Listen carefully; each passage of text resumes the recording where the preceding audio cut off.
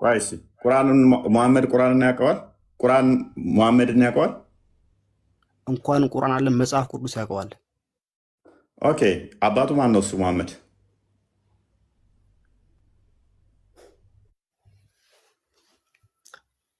ማወቅ ነው ወይስ ጥያቄ ነው የያዝከው? መጽሐፍ ቅዱስ ላይም እኮ ይናገራል አይደለም እንዴ?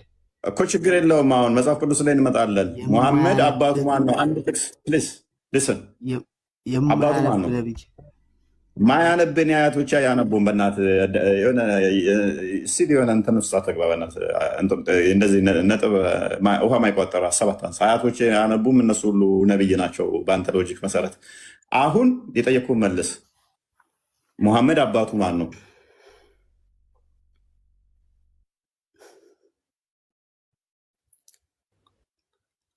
እሺ ቶ አታውቀውም።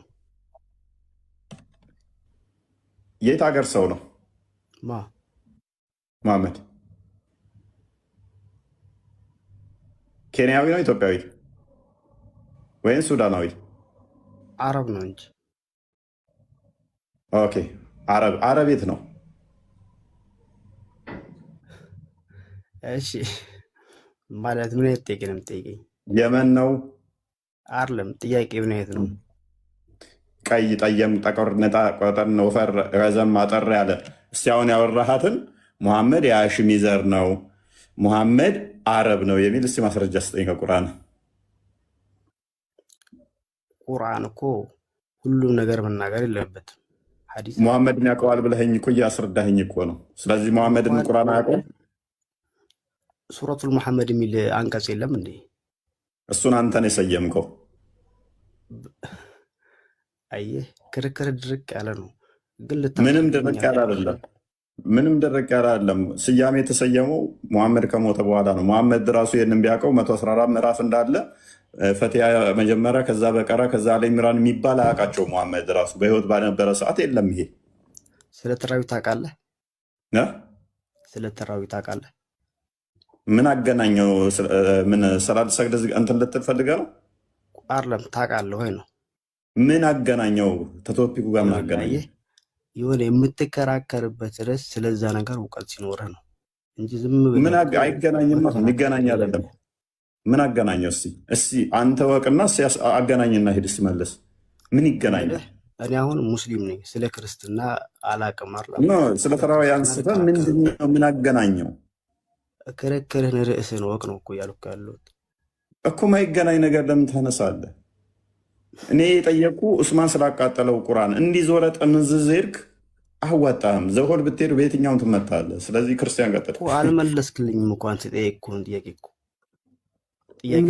ጠየቅልኝ። እስራኤላዊ ነህ አይደለህም አልከኝ። አይ ምን ክርስቶስ ምንድን ነው የሚታተመው አልኩህ።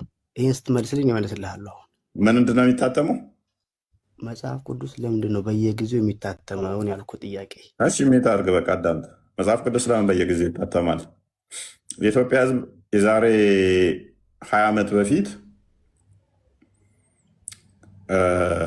ከ50 ሚሊዮንም ያለፈ አልነበረም። አሁን ያለው የኢትዮጵያ ሕዝብ በ100 ሚሊዮን ነው። ስለዚህ መጽሐፍ ቅዱስ ለምን ይታተማል? ነሰሰርሊ ለሰዎች ለመታደል ይታተማል። ለምን ነው መጽሐፍ ቅዱስ የሚታተመው? ትናንትና የነበረ የህዝብ ቁጥር አሁን እኩል አይደለም። ህዝብ ስለሚጨምር የታተሙት እያነሱ ስለሚመጡ ይታተማል። ጥያቄ ስለ ብዛት አይደለም። ዳሴት ጥያቄ ስለ ብዛት አይደለም። ለምን ይታተማል አልከኝ? ሰዎች እንዲያነቡ ይታተማል። እንደናንተ በደመ ነፍስ የሚነዳ ህዝብ ስለሌለ እንዲያነቡት ይታተማል። ጥያቄ ስለማተም አይደለም።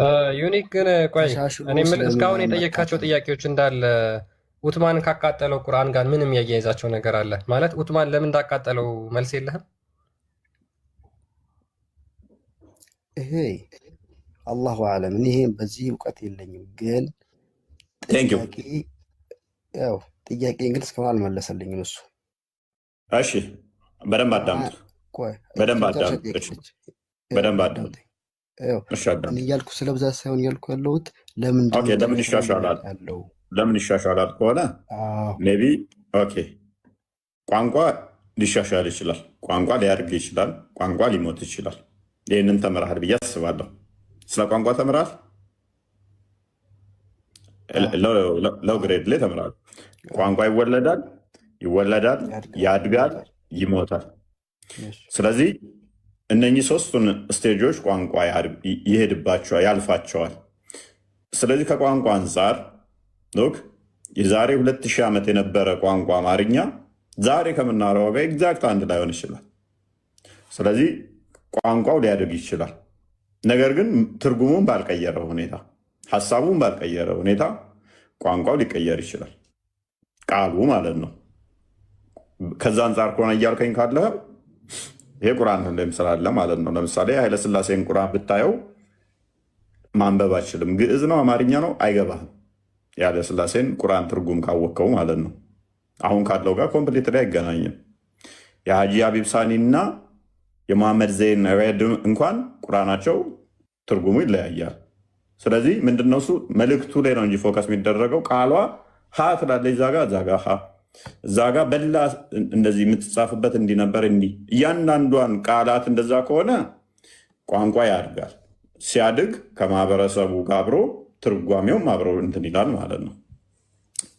ትርጓሜ እስከሆነ ድረስ ደግሞ ወደ መጀመሪያው ነው የምትመለሰው። ወደ መጀመሪያው ትመለሳለህ።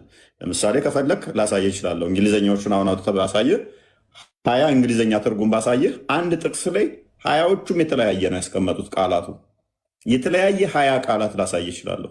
አንድ ጥቅስ አንድ ቁርአን ላይ ሲተረጉሙ ማለት ነው። ለምንድን ነው ይሄ ነው? ቋንቋ ለምሳሌ ተለዋጭ ሊኖረው ይችላል። ተለዋጭ ተመሳሳይ የሆነ ያንን ቃል የሚለውጥ ቋንቋ ሊኖር ይችላል። ቃሉን ማለት ነው። የዛሬ 100 ዓመት በፊት የምንጠቀመው ያን ቃል የሚለውጥ አሁን በተሻለ ሁኔታ የሚገልጸው ሊኖር ይችላል። ስለዚህ ያኔ ያንን ቃል ሊጠቀሙት ይችላሉ። ስለዚህ ምንድነው የሚታየው? ይሄንኛው አይደለም። ትርጓሜዎቹ ወደኋላ ባክ ታደርጋለህ። አንተ ለምሳሌ አማርኛው ላይ እንትን ስትል ወደ አረብኛው እንደምትሄደው ሁሉ እኛም ወደ ቀድሞዎቹ ወደኋላ እንመለሳለን ማለት ነው።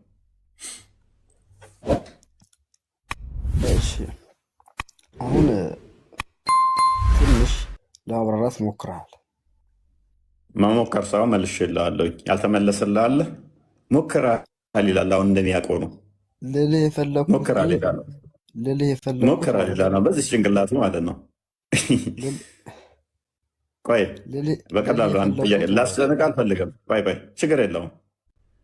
ቆይ አሁን የኃይለሥላሴን የቁርአን ትርጓሜ በኃይለሥላሴ ጊዜ የታተመውን አንብበኸዋል?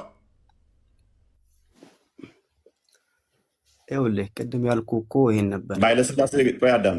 በኃይለሥላሴ ጊዜ የታተመውን ቁርአን ክፍል አንብበው። እኔ ኃይለሥላሴ ሂስትሪ እኮ አይደለም የእኛ ሃይማኖት ሂስትሪ